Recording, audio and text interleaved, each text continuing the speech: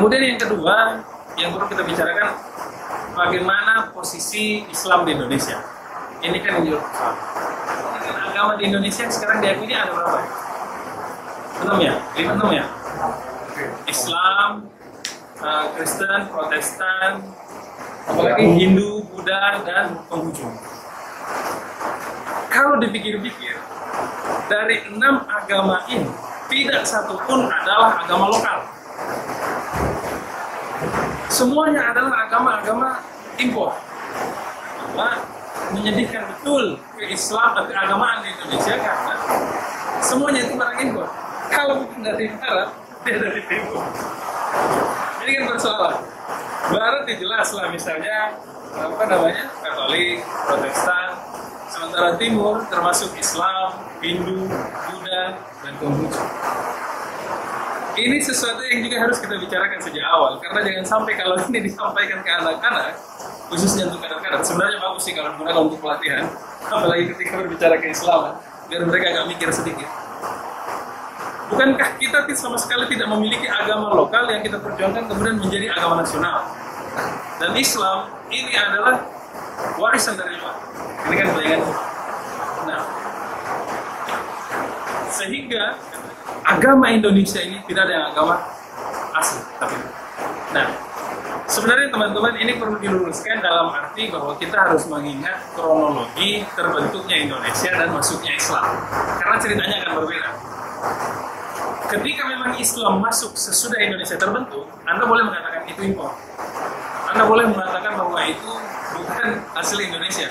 Tetapi kalau ternyata dia bahkan sudah ada sebelum terbentuknya Indonesia, tesis itu salah. Kita tidak bisa mengatakan Islam itu agama impor. Kenapa? Karena dalam sejarahnya, faktanya sendiri kita tahu bahwa Indonesia baik sebagai negara maupun bangsa ini kan adalah terbentuk setelah Islam sudah masuk ke Indonesia. Kapan itu? Indonesia sebagai negara kita sama-sama tahu itu terbentuk sejak tahun 1945 dengan proklamasi kemerdekaan. Nah, sementara sebagai bangsa itu sudah terbentuk sejak 1928 dengan adanya Sumpah Pemuda. Bahkan istilah Indonesia sendiri itu baru digunakan tahun 1800-an. Nah, ini sangat jauh setelah masuknya Islam. Kalau berbicara tentang masuknya Islam, setidaknya ada 3 teori yang kita sama-sama tahu. Ada teori Gujarat, ada teori Persia, dan ada teori Mekah. Kalau teman-teman misalnya ada buku yang bagus, tapi saya minta maaf karena tidak sempat membaca serius karya itu. Tapi Islam itu kan referensi yang lumayan wah untuk bercerita tentang Islam, dan itu salah satu buku non-fiksi yang booming. Kalau kita pikir-pikir yang biasanya kan yang booming itu kan karya-karya fiksi kalau di Indonesia, tetapi itu salah satu karya non-fiksi yang booming. Ahmad Mansur Suryanegara ya kalau tidak salah. Iya. Apa saja? Abi Islam. Ada Abi Islam. Nah, di situ dia bercerita tentang dari 3 teori ini, 2 diantaranya menceritakan bahwa Islam masuk ke Nusantara itu abad ke-13. Yakni teori Gujarat dan teori Persia. Sebenarnya teori ini tidak jauh berbeda, hanya mengatakan bahwa masuknya Islam ke Nusantara itu oleh orang-orang Gujarat India, asli Gujarat India.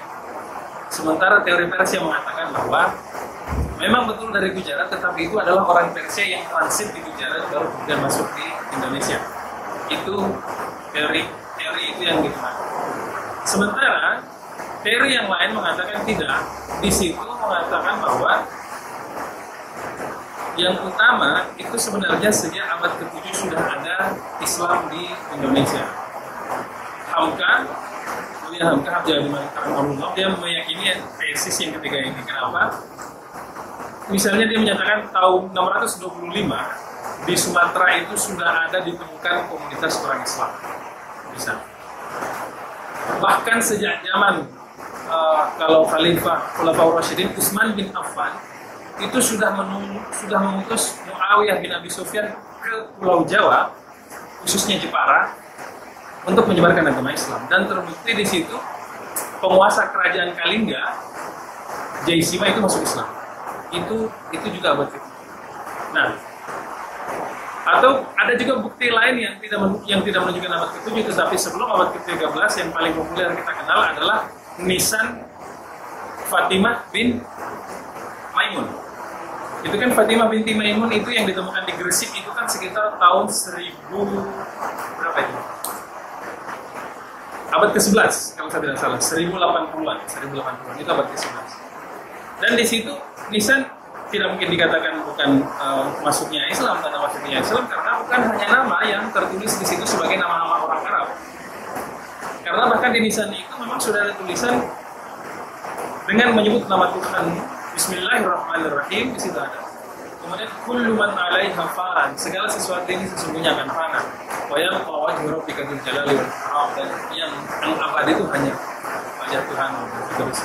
Nah, ini juga fakta-fakta sejarah yang menunjukkan bahwa Islam sudah ada di Nusantara itu jauh sebelum terbentuknya Indonesia. Sehingga ini penting ditegaskan untuk mengatakan bahwa keliru besar ketika Anda mengatakan Islam masuk di Indonesia itu sebagai agama impor. Gitu. Kalau impor, mengandaikan badannya sudah ada, kemudian Anda baru masuk. Berbeda dengan Islam yang sudah ada jauh bahkan sebelum terbentuknya Indonesia.